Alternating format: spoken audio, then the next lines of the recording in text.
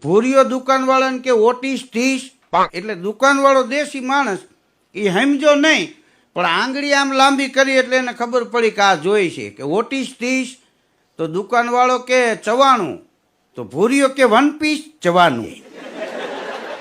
તે ઓલે એક પડીકું તોડીને આપ્યું. તે ભૂરીએ ચવાણાના પડીકાનું પેકિંગ તોડ્યું. ત્યાં એક દાદા બાજુમાં આવીને ઊભા રહી ગયા, મોઢામાં ફર્નિચર નહીં.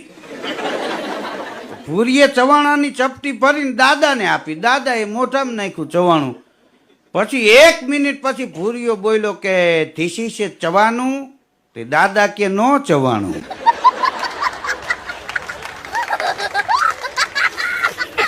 આ ભૂરિયો દુકાનવાળા આવીને બાઈ તો કે આ ચવાણું જ નથી ને તું શું કામ કે આ ચવાણું?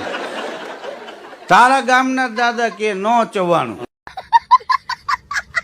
પારુલ, તું આમ મારા માટે શું કરીએ કે? હું હે ને તમારા માટે તો મારો જીવે આપી દઉં. એમ? હા, પણ માંગતા નહીં હો. ચમ? હું મારી જાઉં પછી તમે એકલા શું કરશો? पारुल, तू आम मेरी जिंदगी है तू, ऐसी जिंदगी पे तू કંટ્રોલ મજનુ. मांग में तेरी तारे भर दूं, तेरे बाप को कर्ज में कर दूं.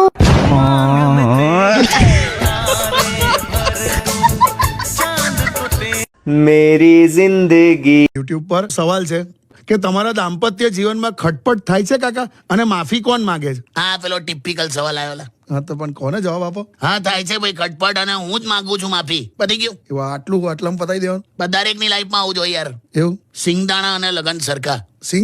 સિંગદાણા ક્યાંથી કાઢે? ખરેખર તમે સિંગદાણા ખાઓ ને, માંડ તમે 4-5 દાણા સરખા ખાઓ, હા એટલે એકાદ એવો દાણો ખોરો આવે ને. હા, એકદમ કડવો ને એવો. લગનમાં એવું જોયેલા, એમ? માંડ 4-5 દિવસ સારા જાય ને એટલે એકાદ દિવસ ડખો થાય. પણ આ કે છે માફી આપણે જ માંગવાની, એવું કેમ? પણ તારા માટે મુદ્દો મહત્વનો છે કે વ્યક્તિ મહત્વનો છે? વ્યક્તિ. બસ તો પછી બધું બતાવી દેવું, માફી માંગીને આગળ વધી જવાનું. પેલું હિન્દીમાં નહીં કહેતા, હિન્દીમાં હું ऐसी कौन सी चीज है जो हमेशा पति की ही रहती है, पत्नी की कभी नहीं हो सकती? કઈ? गलती ला, भूल. બરાબર.